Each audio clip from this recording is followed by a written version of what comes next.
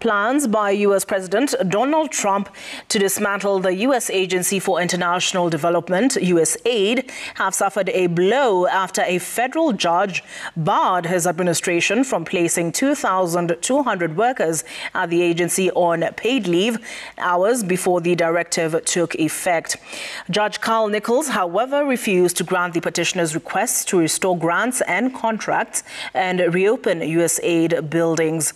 This, according to international law experts, throws the fate of millions of beneficiaries of USAID-funded programs spread across more than 100 countries, Kenya included, in limbo. Serfine Achieng Ouma has the details of this latest development. In response to a last-minute lawsuit filed by two unions trying to save the U.S. Agency for International Development, Judge Carl Nichols on Friday issued a limited temporary restraining order stopping President Donald Trump's administration from placing 2,200 workers at the agency on paid leave.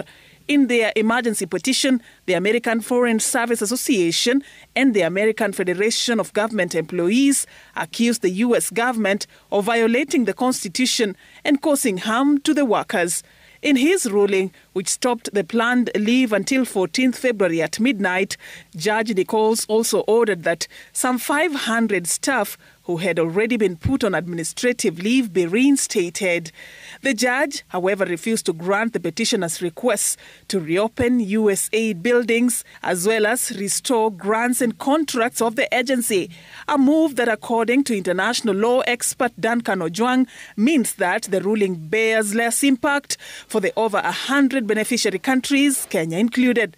It's talking about workers' rights. Remember, those who are union, and not so much about the funding.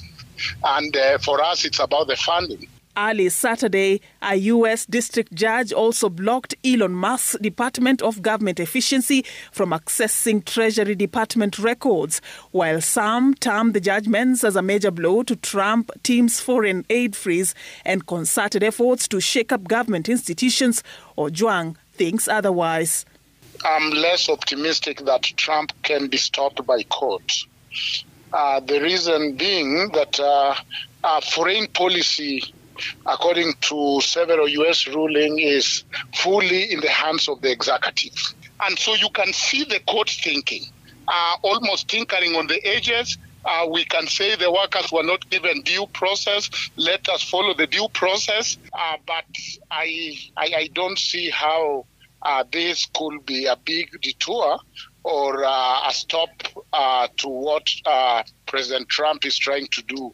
Ojwang, however, remains optimistic that Trump may opt to review his foreign policy and restore some critical health and development programs in vulnerable regions supported by USAID as he permanently switches off the lights on programs that go against the ideologies of his administration. Trump appears to not have liked what has been the U.S. policy of fusing ideological issues like same-sex and abortion with aid.